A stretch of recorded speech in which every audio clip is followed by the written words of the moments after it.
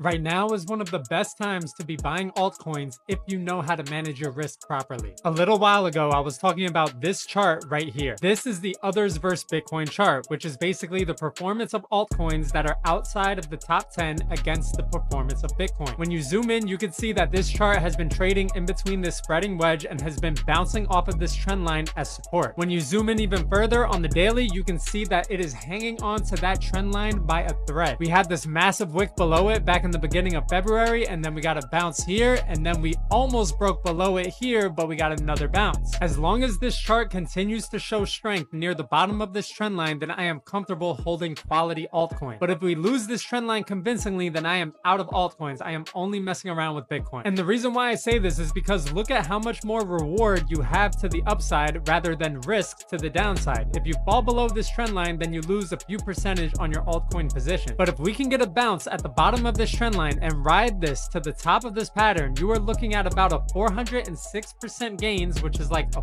4x on your altcoin. And just remember, this chart is against the performance of Bitcoin. So if Bitcoin is going up during this time, then that means that altcoins can outperform Bitcoin tremendously. This gives us the potential to experience one of the most euphoric altcoin seasons that we have ever seen. Now, I do not want to get your hopes too high here. You need to be holding quality altcoins that can survive these dips, because right now the altcoin market is very diluted and 99% of these altcoins and shitcoins, including meme coins, will die out. However, if you are holding quality, then you stand a much better chance of seeing significant gains in the rest of this bull run. But you need to remain disciplined. Once these altcoins start to underperform against Bitcoin, get the hell out. Otherwise, you will experience your altcoins going down another 50% to 90%, even from as low as they are now. Share your thoughts below. Am I crazy, or does altcoin season still stand a chance?